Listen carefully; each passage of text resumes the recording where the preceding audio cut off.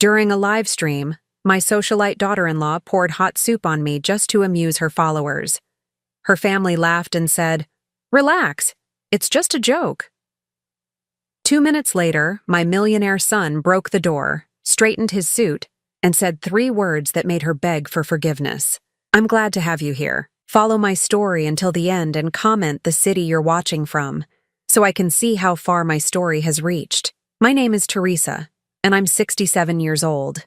I never thought I'd be telling this story, but sometimes the truth demands to be heard, no matter how painful it might be. It started on a Tuesday afternoon in March, the kind of day where spring was just beginning to show itself through the kitchen window of what used to be my home. I was reading a book in my favorite armchair when my daughter-in-law, Aria, burst through the front door, her phone already in her hand, that familiar gleam in her eyes that I'd learned to recognize over the past 3 years. "Teresa," she called out in that artificially sweet voice she used when she wanted something. "Perfect timing. I'm about to start my live stream and I have the most amazing idea." I set my book down slowly. At 67, I'd learned to be cautious around Aria's amazing ideas. They usually involved me doing something that made her look good to her thousands of followers, while I felt increasingly uncomfortable in my own home. "What kind of idea?" I asked, though I already knew I probably wouldn't like the answer. Aria was 28, with perfectly styled blonde hair and makeup that looked like it took hours to apply. She'd married my son Tyler 2 years ago, and from the moment she moved into our family home, things had changed. The house that had been my sanctuary for 40 years suddenly felt like a stage where I was expected to perform. "I'm doing a special family cooking segment today," she announced, already setting up her phone on the kitchen counter. My followers absolutely love authentic family moments, and having Tyler's mom help will be so heartwarming. My stomach tightened. Tyler was supposed to be in Chicago on business for the week, leaving me alone with Aria and her increasingly demanding schedule of content creation. Every day seemed to bring a new scheme to feature me in her videos, always under the guise of family bonding. "I'm not really comfortable being filmed," I said gently, the same response I'd given countless times before. Aria's smile never wavered, but something cold flickered in her eyes. "Oh, come on, Teresa. It's just a little cooking segment. Besides, Tyler specifically asked me to include you more in family activities." That stopped me cold. Tyler had said that? My son, who knew how much I valued my privacy, who'd always been protective of me, especially after his father died 5 years ago. "He said that?" I asked, unable to hide the uncertainty in my voice. "Of course he did," Aria replied, already adjusting her phone's position. "He worries about you being lonely, especially while he's traveling so much for work. This way, you'll feel more involved, and my followers get to see what a loving family we are." The guilt hit me like a wave. Maybe Tyler was right. Maybe I had been too withdrawn lately. And if this would make him happy, if it would help me connect better with his wife, what would I need to do? I heard myself asking. Aria's smile broadened, and she clapped her hands together. "Just help me make your famous vegetable soup, the one Tyler's always talking about. We'll show everyone how the recipe gets passed down through generations. It'll be beautiful, my vegetable soup." It was true that Tyler loved it, had been asking me to make it since he was a little boy. The recipe had been my mother's, and her mother's before that. Maybe sharing it wouldn't be so bad.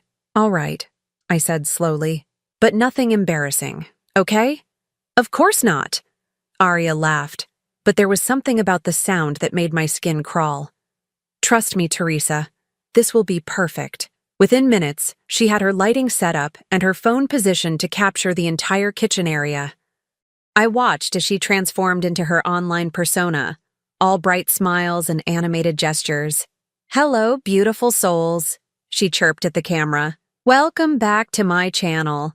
Today is super special because I have Tyler's amazing mom, Teresa, here with me, and she's going to teach us how to make her legendary family soup recipe." I stood awkwardly beside her, unsure where to look or how to position myself. The comments on her phone screen were flying by too fast to read, but I could see hearts and fire emojis popping up constantly. "Now, Teresa has been making this soup for decades," Aria continued, putting her arm around me in a way that felt more possessive than affectionate. She's such an inspiration, still cooking at 67. Isn't that amazing, everyone? The way she said my age made it sound ancient, like I was some kind of relic being displayed for entertainment. But I smiled and nodded, trying to play along for Tyler's sake. For the next 20 minutes, I walked through the recipe, chopping vegetables and explaining the techniques my mother had taught me. Arya kept up a constant stream of commentary, occasionally asking me questions that felt designed to highlight my age or make me seem confused. "Oh, Teresa, you're adding so much salt," she laughed at one point. "I guess when you get older, your taste buds change, right, everyone?" I felt my cheeks burn with embarrassment, but I forced a smile. "Just following the recipe that's worked for 50 years, I said quietly. The soup was nearly ready when Arya suggested I serve it. "Teresa, why don't you ladle some into bowls for us to taste? This is the moment everyone's been waiting for." I picked up the ladle with hands that were slightly trembling. Whether from nerves or anger, I wasn't sure anymore. The soup was hot, steam rising from the pot, and I carefully began filling the first bowl. "Be careful, Teresa," Arya said loudly, moving closer to me. "We don't want any accidents." That's when I should have seen it coming. The way she positioned herself, the way her phone was angled, the gleeful anticipation in her voice. But I was focused on not spilling, on doing this right for the cameras, for Tyler, for the family harmony I thought I was helping to create. As I lifted the ladle to pour into the second bowl, Arya suddenly lurched forward, bumping into my arm with enough force to send the entire contents of the ladle flying. But instead of spilling harmlessly onto the counter, the scalding soup splashed directly across my chest and arms. The pain was immediate and excruciating. I cried out, dropping the ladle as the hot liquid soaked through my shirt, burning my skin. I stumbled backward, my hands instinctively trying to pull the wet fabric away from my body. "Oh my God!" Arya squealed, but she was laughing, actually laughing. "Did everyone see that? Teresa had a little accident. Don't worry, she's fine." I wasn't fine. My chest felt like it was on fire, and I could already feel blisters forming on my forearms. But what hurt even more was the sound of laughter coming from behind the camera.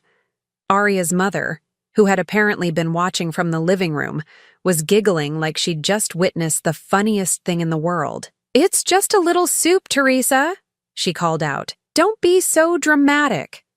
Arya was still addressing her camera, her voice bright and entertained.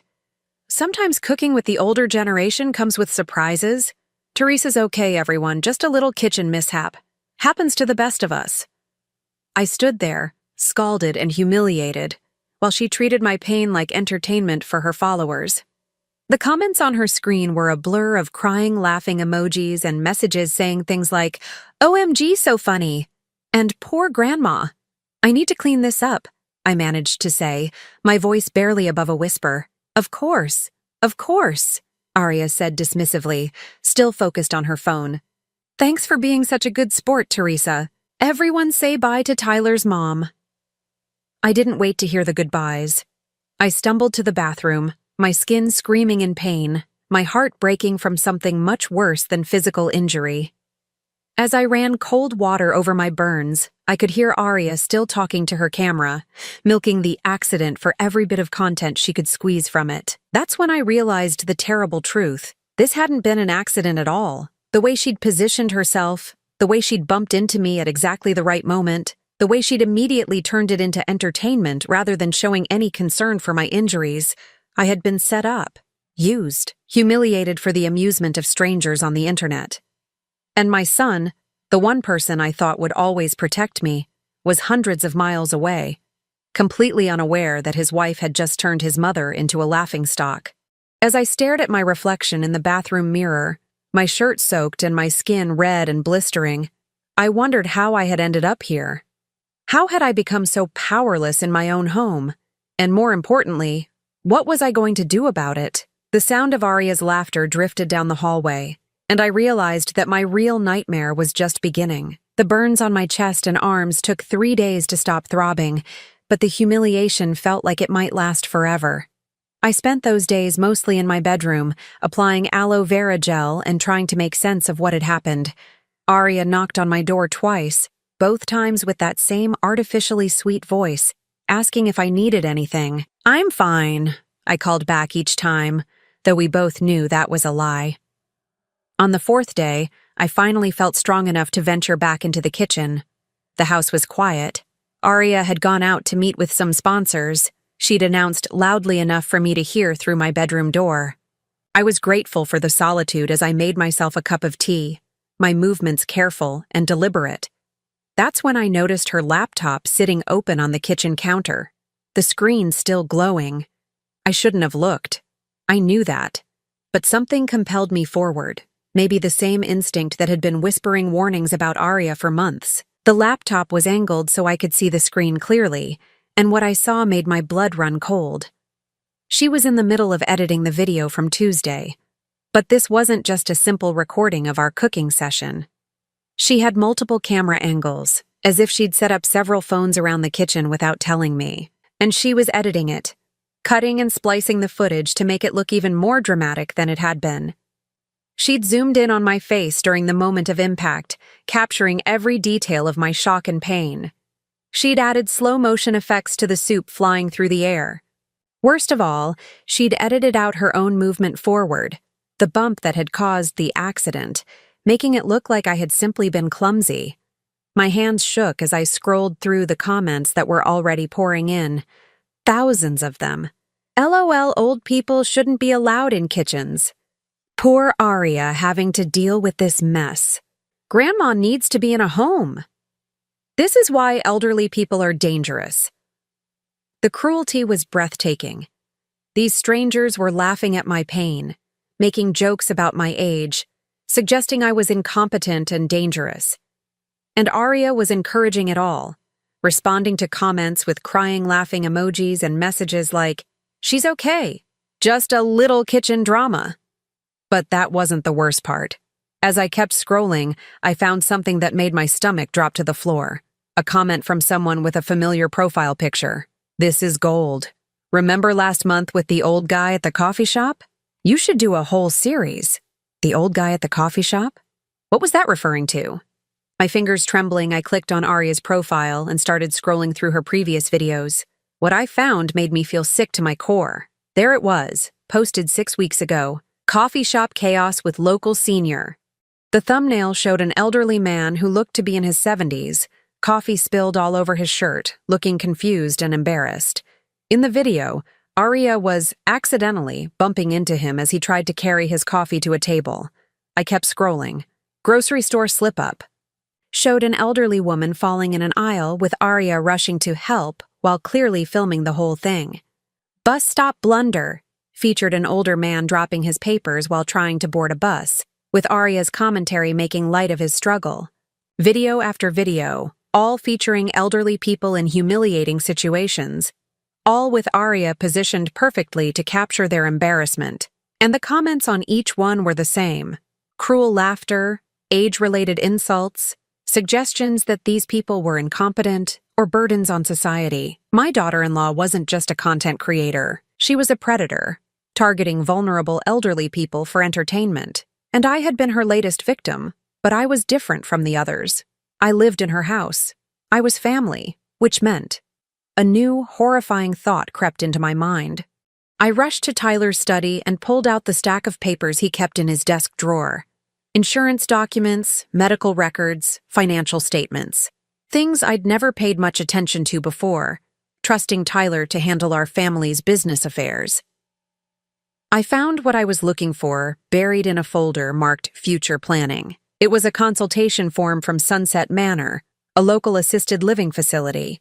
The date was from 2 months ago, and it was filled out in Arya's handwriting. Potential resident, Teresa Blackwood, age 67, concerns, increasing confusion, safety issues in kitchen, possible early-stage dementia, family contact, Arya Blackwood, daughter-in-law and primary caregiver. The words blurred as tears filled my eyes. Increasing confusion, safety issues, early-stage dementia. None of it was true, but here it was, documented in writing. creating a paper trail of my supposed incompetence. I kept digging through the folder and found more papers. A consultation with an elder law attorney about protecting family assets when a senior family member becomes incapacitated. A brochure for memory care facilities. A printout of an article titled, "When to Make the Difficult Decision. Signs Your Elderly Parent Needs Professional Care." The pattern was becoming sickeningly clear. Aria hadn't just been humiliating me for online content. She'd been building a case, documenting incidents, creating evidence that I was unfit to live independently. But why? What did she gain from having me declared incompetent? The answer hit me like a physical blow. Tyler's trust fund, the one his father had set up before he died, the one that would pass to Tyler completely when I either died or was declared mentally incompetent. The trust fund worth nearly $2 million that Tyler had never even mentioned to Aria, as far as I knew. But somehow she knew about it. My phone buzzed with a text message. Tyler. "Hey, Mom. How are you feeling? Aria told me about the kitchen accident. She said you seemed pretty shaken up. We should talk when I get back tomorrow." Aria had already gotten to him, already started spinning her version of events. And knowing Tyler, knowing how much he loved and worried about me, he would be concerned, worried about my safety, open to suggestions about how to better protect me. I sank into Tyler's desk chair, my mind racing. How long had this been going on? How many other incidents had Aria orchestrated or exaggerated? The time I'd fallen down the stairs last month, had that really been an accident? The day I'd gotten lost driving to the grocery store, had someone tampered with my GPS? Every strange occurrence, every moment of confusion or mishap over the past few months suddenly looked different through this new lens. I hadn't been getting older and more fragile. I'd been under attack. The front door slammed, and I heard Aria's voice calling out cheerfully, "Teresa, I'm home. How are you feeling, sweetie?" I quickly shoved the papers back into the folder and closed the desk drawer.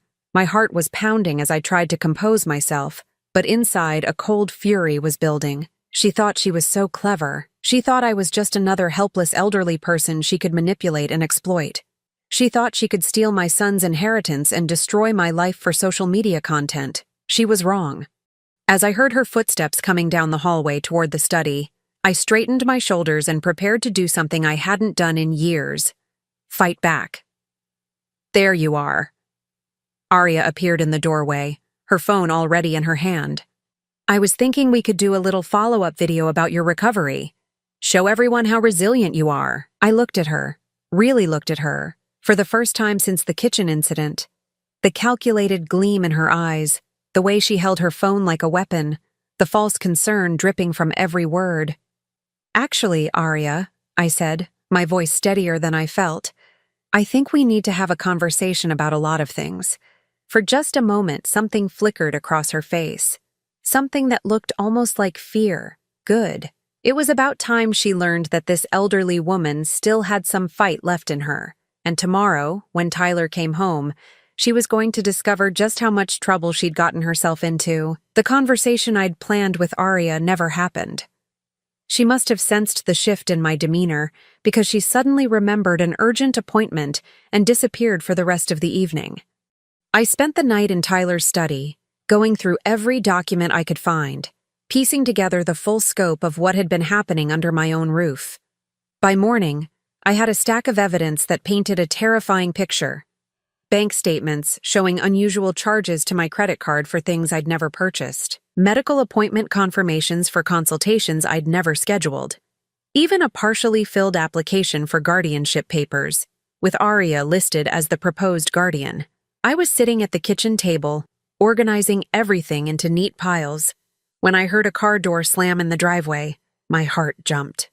Tyler wasn't supposed to be back until evening, and Aria had left an hour ago for what she called a content creation meeting. The front door didn't open. Instead, I heard footsteps around the side of the house, then the sound of someone trying to open the back door. My blood ran cold. We always kept that door locked, and only family knew where we hid the spare key. Then I heard something that made my stomach drop. The sound of wood splintering. Someone was breaking down the back door. I grabbed my phone, ready to call 911, when I heard a voice that made me freeze. "Mom? Mom, where are you?" Tyler. But something was wrong with his voice. He sounded frantic, desperate, almost wild, and he'd just broken down his own back door. I rushed toward the sound, my papers scattering as I stood up too quickly. When I reached the back hallway, I found Tyler standing in the doorway, pieces of the doorframe scattered around his feet. His usually immaculate business suit was wrinkled, his tie loosened, his hair disheveled like he'd been running his hands through it. But it was his face that scared me. I'd never seen my son look like that before. His eyes were bright with fury. His jaw clenched so tight I could see the muscle twitching. He looked like a man who was barely holding himself together. "Tyler?" I whispered. "What's wrong? Why did you break the door?" He spun toward me, and for a moment his expression softened with relief. "Mom, thank God you're okay." He crossed the distance between us in 2 long strides and pulled me into a hug so tight I could barely breathe. "Of course I'm okay," I said, though my voice was muffled against his chest. "But Tyler, you're scaring me. What's going on?" He pulled back, his hands on my shoulders, scanning my face and then looking down at my arms where the burns were still visible beneath my sleeves. His expression darkened again. "Where is she?" he asked, his voice low and dangerous. "Aria? She's at a meeting. Tyler, you need to tell me what's—" "It wasn't a meeting," he interrupted. "She's at her mother's house, probably trying to figure out damage control." My confusion must have shown on my face because Tyler ran a hand through his hair and took a deep breath, clearly trying to calm himself down. "Mom, I need you to sit down. There's a lot I have to tell you, and none of it is going to be easy to hear." He led me back to the kitchen where he saw the papers I'd been organizing. His face went pale as he recognized some of the documents. "You found them," he said quietly. "You knew?" The words came out as barely a whisper. Tyler sank into the chair across from me, suddenly looking exhausted. "I've been investigating Aria for the past 6 weeks, ever since I got an anonymous tip about her content." "Anonymous tip?" "Someone sent me a link to one of her videos, the one with the elderly man at the coffee shop. They said they thought I should know what my wife was doing." He paused, his hands clenched into fists on the table. "At first, I thought it had to be a mistake, some kind of misunderstanding. But then I started watching more of her content, and I realized—" He trailed off, shaking his head. "You realized what?" "That my wife is a monster." The word hung in the air between us. Monster.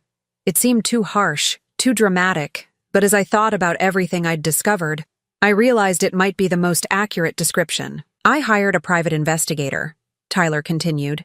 "I needed to know how deep this went, whether you were safe, whether she was planning something worse." "The trust fund," I said quietly. Tyler's head snapped up. "You know about that? I found papers about having me declared incompetent, about you inheriting when I couldn't finish the sentence. $2 million, Tyler said, his voice bitter. "That's what this is all about. $2 million that I never even wanted, never even thought about. Money that she somehow found out about and decided was worth destroying our family to get. I felt like I was in a nightmare. How did she find out? She went through my personal files while I was on a business trip last month. The investigator found deleted browser history on my computer, searches for information about trust fund inheritance laws, elder abuse statutes, guardianship procedures." The pieces were falling into place, each revelation more sickening than the last. "Tyler, the kitchen incident. I saw it." His voice was flat, emotionless. "I saw the whole thing." "What do you mean you saw it?" Tyler pulled out his phone and showed me an app I didn't recognize. "I installed security cameras in the house 3 weeks ago. Hidden ones. I needed to know what was happening when I wasn't here." He tapped the screen, and suddenly I was watching myself from Tuesday afternoon, standing in our kitchen while Aria set up her phone. The angle was different from her recording, positioned higher up, and it showed something her cameras had missed. It showed her deliberately positioning herself to bump into me. It showed her calculating the angle, timing her movement perfectly. It showed her smile just before she lurched forward. "She planned it," I breathed. "Every second of it." Tyler's voice was getting harder again. and I watched it happen in real time from my hotel room in Chicago. I watched my wife burn my mother on purpose for internet points. I felt sick. Why didn't you come home immediately? Because I needed proof. Real proof that would hold up in court. He gestured to a briefcase I hadn't noticed him carrying. I spent the last 4 days gathering evidence. Bank records, video footage, witness statements from some of her other victims. Other victims? The investigator tracked down 12 people she's targeted over the past 8 months. Elderly people she's humiliated for content. Some of them have been too ashamed to speak out, but others, he shook his head. One man ended up in the hospital after she accidentally caused him to fall downstairs at a mall. A woman lost her job because Aria filmed her having what looked like a confused episode at work, not mentioning that she'd been deliberately given wrong directions. The scope of it was overwhelming. This wasn't just about me or even about the money. Aria was systematically targeting vulnerable people and destroying their lives for social media content. There's more, Tyler said quietly. The investigator found evidence that she's been drugging you. What? The word came out as a croak. Small doses of sedatives in your evening tea. Just enough to make you slightly confused, a little unsteady. Nothing that would show up on a routine medical exam, but enough to support her claims that you were developing cognitive issues. I thought about all the times over the past few months when I'd felt foggy in the evenings, blamed it on getting older, on stress. The nights when I'd felt dizzy or disoriented. The mornings when I'd woken up feeling like I hadn't slept well despite being in bed for 10 hours. She's been poisoning me, I said, the reality of it hitting me like a physical blow, slowly and carefully. Building a case that you were becoming mentally incompetent while simultaneously creating incidents that would support that narrative. We sat in silence for a moment, the weight of everything settling between us. Finally, I looked up at my son. What happens now? Tyler's expression hardened again, and for a moment I saw something in his eyes that reminded me of his father when he was truly angry. Now? Now she comes home to find that her victim isn't as helpless as she thought.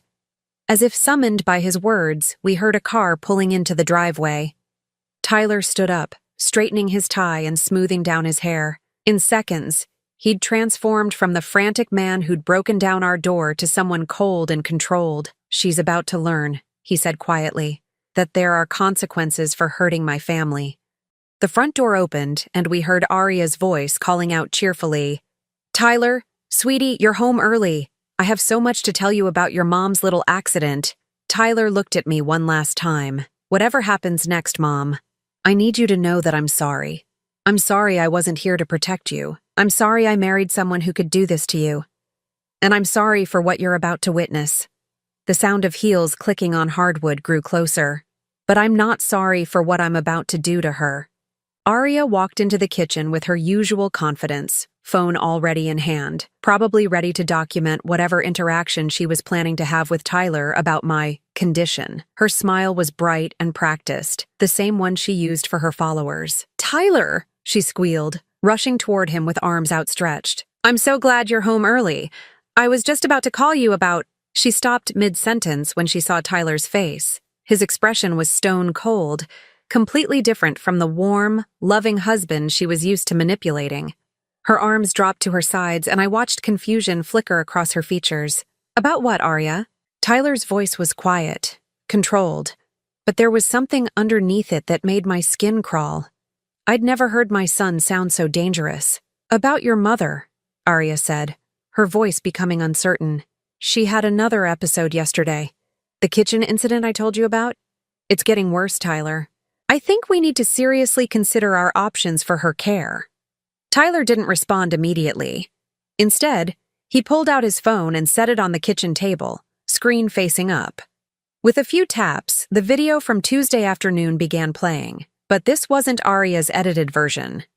This was the raw footage from Tyler's hidden camera, showing everything. The color drained from Aria's face as she watched herself deliberately positioned to bump into me.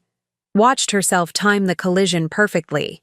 Watched herself immediately pivot to entertainment mode while I stood there burned and humiliated. I can explain, she whispered. Can you? Tyler stood up slowly, his height suddenly seeming imposing in our small kitchen. "Can you explain why you've been systematically abusing my mother for months? Can you explain the sedatives we found in her tea? Can you explain the forged medical documents?"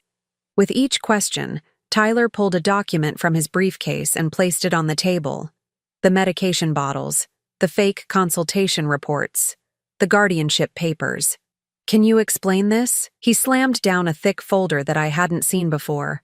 Arya stared at it like it was a snake about to strike. "What is that?" she asked, though her voice suggested she already knew. "Bank records," Tyler said, "showing that you've been stealing from my mother for 3 months. Small amounts at first, then increasingly larger sums. $16,000 total, charged to her credit card for things like designer clothes, spa treatments, and equipment for your social media content." $16,000. I felt the room spin slightly.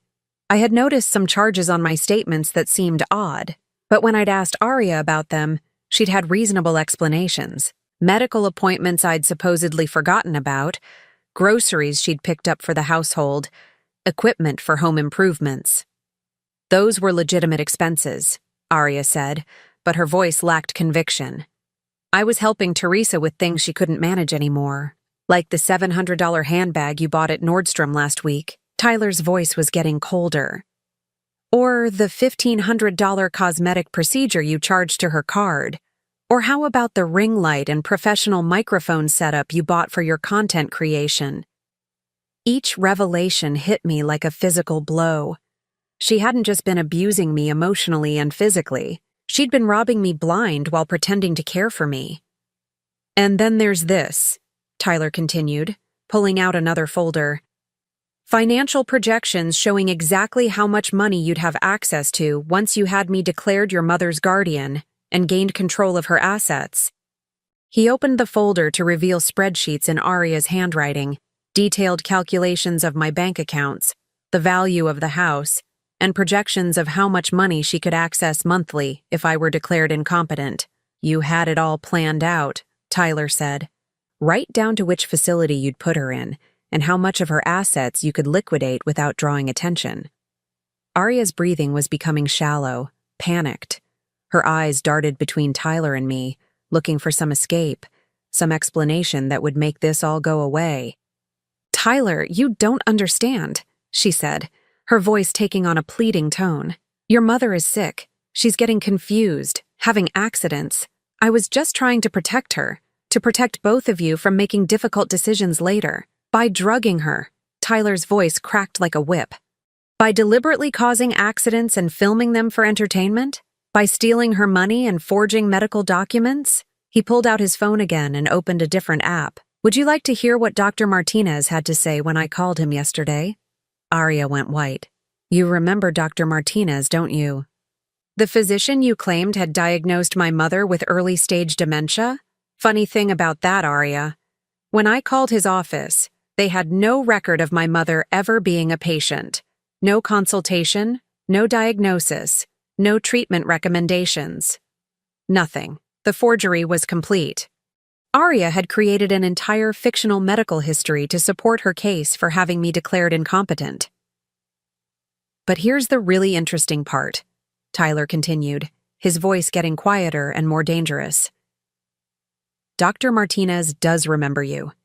You called his office 6 weeks ago, asking detailed questions about dementia symptoms, about what kind of documentation would be needed to prove cognitive decline, about the legal process for having someone declared mentally incompetent." Arya started backing toward the kitchen doorway, but Tyler stepped sideways, blocking her escape route. "You researched this, Arya. You planned every detail. You turned my mother into a victim for your entertainment. You stole her money. You poisoned her. And you forged medical documents to steal her freedom. All for what? For money that you weren't even entitled to? For social media content?" "It wasn't supposed to go this far," Arya whispered, and for the first time, I heard something that might have been genuine emotion in her voice. "It started small, just little videos, and then people loved them so much, and the money started coming in and I thought." "You thought what?" Tyler demanded. "That elderly people were fair game? That my mother was disposable? I thought she'd be happier in a facility," Arya's voice rose, becoming shrill. She's lonely here, Tyler. She doesn't have friends. She doesn't go anywhere. She just sits around reading and watching TV. At least in assisted living, she'd have activities, people her own age to talk to. The audacity of it took my breath away. She was trying to justify abuse and theft by claiming it was for my own good. And the money? Tyler asked. I suppose stealing $16,000 from her was for her own good too? That money would have just sat in her accounts, Arya snapped, her mask finally slipping completely. She doesn't spend it on anything. She buys the cheapest groceries, refuses to go on vacations, won't even update her wardrobe. At least I was putting it to good use. Good use. Tyler repeated the words like they tasted bitter. Content creation equipment, designer clothes, cosmetic procedures. That's your definition of good use for money stolen from my mother? I was building a business. Arya's voice was becoming desperate now. A business that could support all of us. Do you know how much money I could make if I had a bigger platform? If I had better equipment? I was investing in our future. Our future? Tyler laughed, but there was no humor in it. Arya, we don't have a future. We never did, apparently, because the woman I thought I married doesn't exist. He reached into his briefcase one more time and pulled out a manila envelope. These are divorce papers. You can sign them now or you can fight them in court while facing criminal charges for elder abuse, theft, fraud, and assault. Arya stared at the envelope like it was a death sentence. Tyler, please. We can work this out. I can get help. I can change. We can go to counseling. Counseling? Tyler's voice rose for the first time. Arya, you've been systematically abusing my mother for months. You drugged her. You burned her with hot soup for internet content. You stole her money and tried to have her declared mentally incompetent so you could steal more. This isn't a marriage problem. This is a criminal problem. The kitchen fell silent except for Arya's rapid breathing. I watched my daughter-in-law realize that her carefully constructed world was crumbling around her, that all her manipulation and planning had led to this moment where she had no power left. What about my things? She asked finally, her voice small. What about them? My clothes, my makeup, my equipment. I need my things. Tyler stared at her for a long moment. The things you bought with money stolen from my mother? I don't think so. Tyler, please. You have 20 minutes to pack whatever you brought into this house that actually belongs to you. Everything else stays here until we can sort out what was purchased with stolen money. Arya looked between Tyler and me, searching for any sign of sympathy, any crack in our resolve. She found none. This isn't over, she said finally. Tyler smiled, and it was the coldest expression I'd ever seen on my son's face. Yes, Arya, it is. As she turned to leave the kitchen, Tyler called after her. Oh, and Arya? I should mention that I've already contacted each of the 12 people you've targeted over the past 8 months. Some of them are very interested in pressing charges. Arya's footsteps faltered on the stairs, but she didn't respond.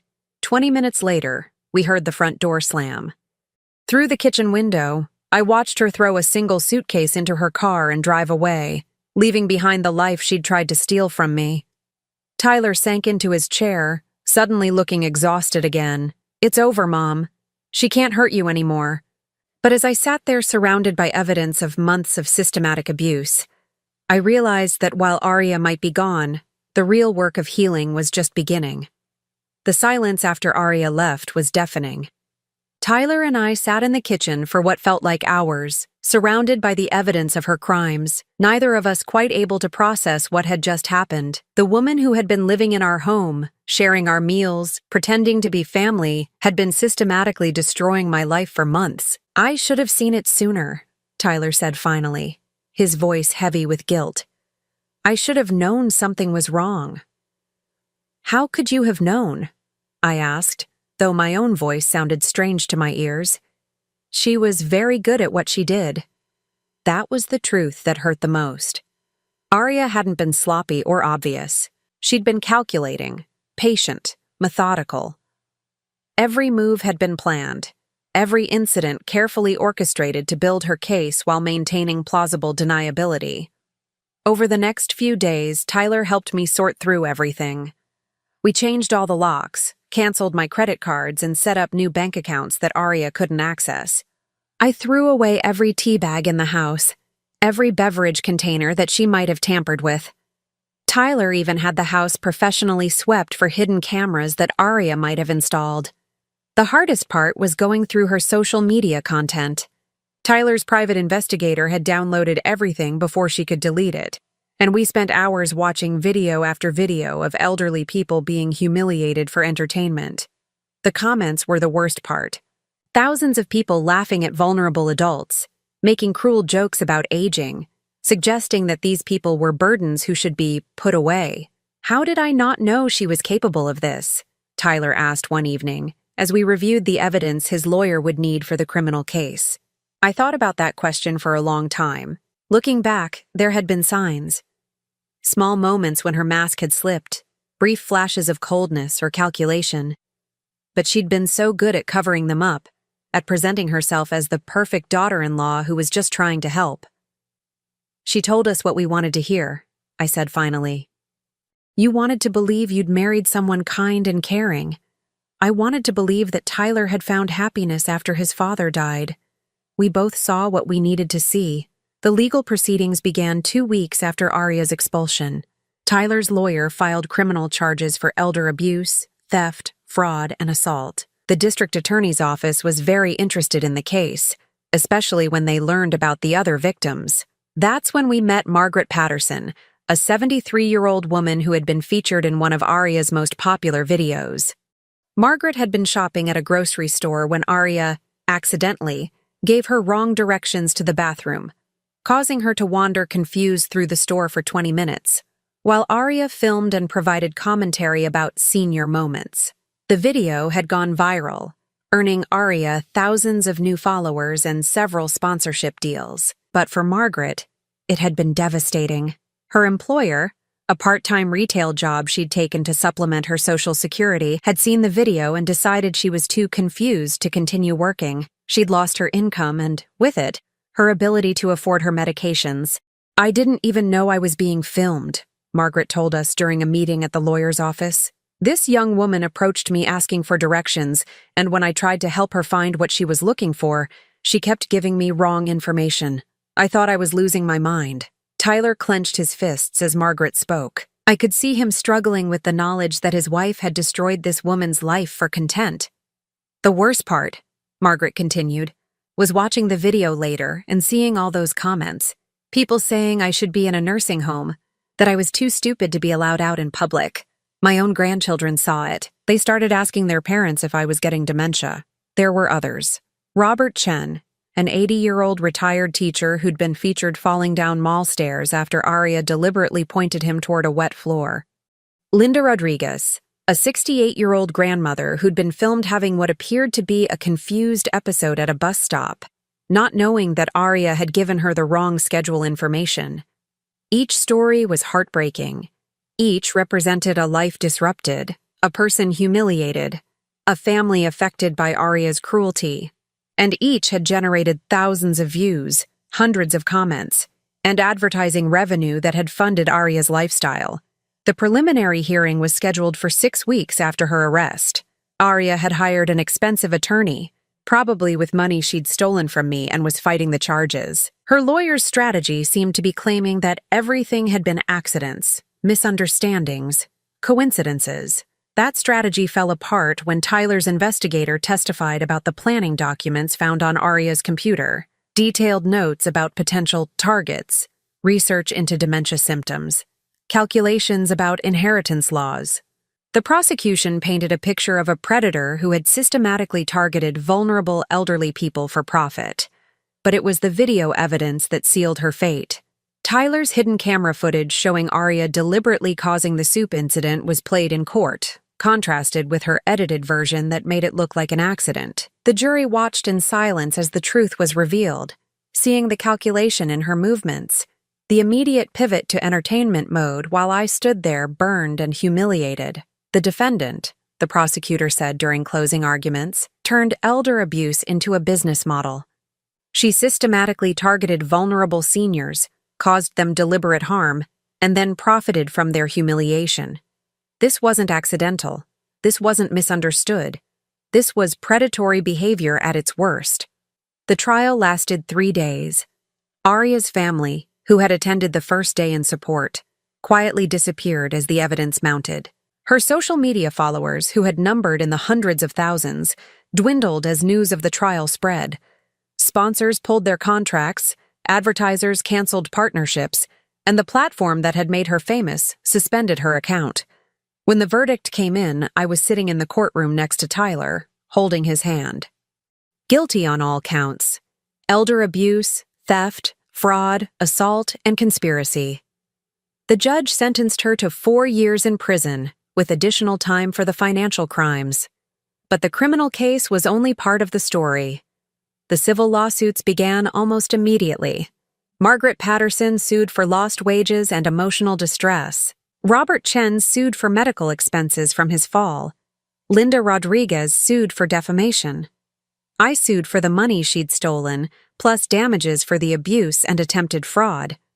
Aria's assets were frozen, her expensive belongings seized to pay restitution.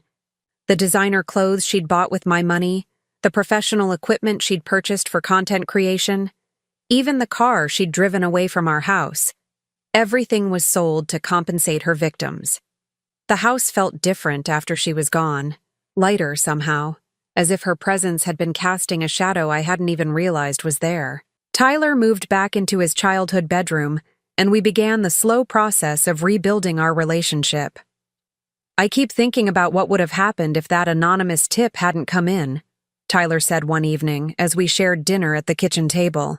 If I hadn't found out when I did, I thought about that too. How close she'd come to succeeding. The guardianship papers had been nearly complete. The medical documentation looked convincing.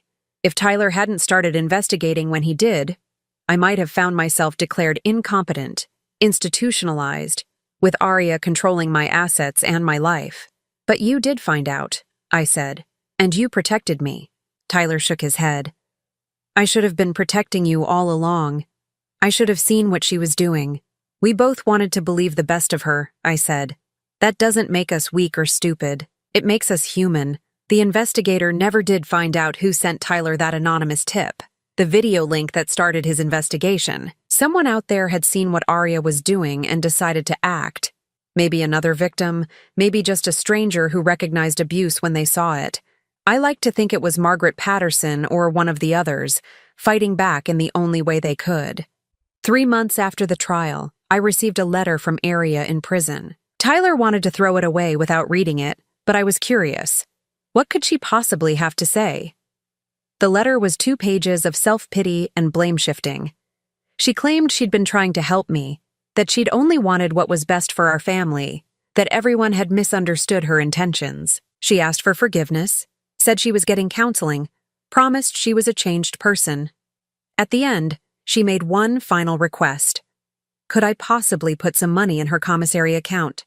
Prison was so difficult, and she needed basic necessities. I showed the letter to Tyler and we both laughed. Even from prison, even after everything, she was still trying to manipulate me into giving her money. I wrote back a single sentence. The answer is no. It felt good to have the last word for once. To be the one in control of the conversation, the one setting boundaries, the one saying no. Aria had tried to steal my independence, my dignity, my freedom, and my family's financial security. She had turned my pain into entertainment, and my age into a weakness to be exploited. But she had failed. And now she was the one who had lost everything, while I was finally free to reclaim my life. 1 year after Aria's sentencing, I stood in my newly renovated kitchen, preparing Sunday dinner for Tyler and his girlfriend Emma. The burns on my arms had healed completely, leaving only faint scars that reminded me of how far I'd come. The kitchen itself had been transformed too. New countertops, fresh paint, modern appliances. We'd erased every trace of Aria's presence and created something entirely new. Emma was nothing like Aria. She was 34, a pediatric nurse with kind eyes and a genuine laugh. She'd known about everything from the beginning. Tyler had learned his lesson about transparency in relationships. When I first met her, I'd been nervous, guarded, afraid to trust another woman in my son's life. But Emma had been patient, respectful, never pushing for more than I was ready to give. "Mrs. Blackwood," she'd said during our first dinner together, "I want you to know that Tyler has told me everything about what happened. I can't imagine how difficult it must have been for you. If there's anything I can do to help you feel more comfortable, please just let me know." No performative sweetness, no over-the-top attempts to win me over. Just honest acknowledgement of what I'd been through and a genuine offer of support. It had taken months for me to fully trust her, but Emma had never complained about my wariness or tried to rush the process. Now, as I watched her help Tyler set the table, laughing at something he'd said, I felt nothing but gratitude. This was what a healthy relationship looked like. This was what my son deserved. The legal aftermath of Aria's case had continued long after her sentencing. The civil lawsuits had taken months to resolve, but eventually all of her victims had received compensation. Margaret Patterson had been able to afford her medications again and found a new job with an employer who valued her experience. Robert Chen had recovered from his injuries and was considering writing a book about elder abuse awareness. Linda Rodriguez had started a support group for seniors who'd been targeted by online predators.